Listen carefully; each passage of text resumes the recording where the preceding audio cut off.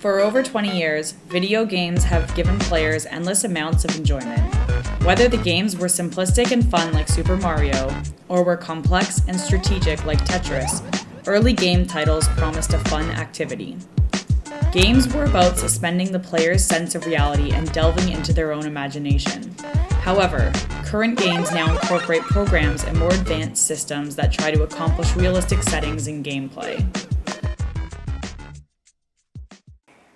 I think games should be in consoles that can interact with you, kind of like the Nintendo Wii. It's so real now. It's such a big improvement on what there was years ago. You almost don't know what could they do next. Could we see these personal virtual visors that we can go out to Best Buy and pick one up? Well, this is, of course, on virtual reality, augmented reality. So the promise and the threat of that is that it's even better than the real thing, to refer to the song, that it's better than the real thing and that it has an addictive quality, as games do. So how much time in world do you prefer to be? How much out of the flesh, as it were, do you prefer to dissociate yourself from? And how real does it need to be? Poses the issue of, does it have to be convincing enough that you forget that you have a body and that you are totally immersed in the experience enough to warrant forgetting, like seeing a really good movie and forgetting that you're there for the last 40 minutes. In a game interface, it's very limited as to what you can do. You have to do a mapping of what controls do what actions. So forward, backwards, left, right, scan, pan, shoot, pick up.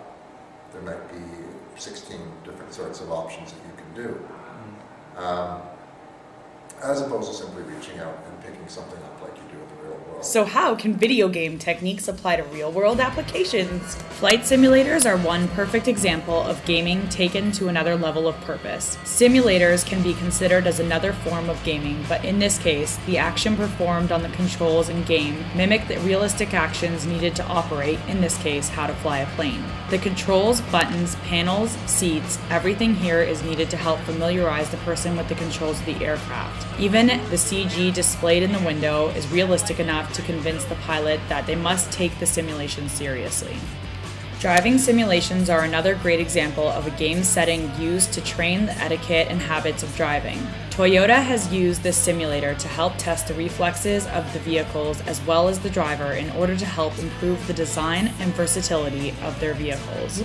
Home is a recent 3D online community available only for the Sony PlayStation 3 console. Each user can design their character to resemble their physical appearance and facial characteristics. The network is divided into public and private spaces. Public spaces allow you to socialize with large numbers of people, whereas private spaces are your personal space for you to design the interior and invite other users or friends. Users can also meet up with other users through Home to play multiplayer games together.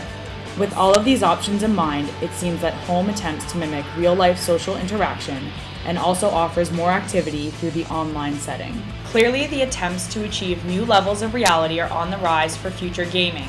We have seen that a gaming experience can go from a simplistic task to complex renditions of realistic actions like flying a plane or driving a car. These examples bode well for the future of gaming, which will hopefully promise virtual experiences with epic proportions.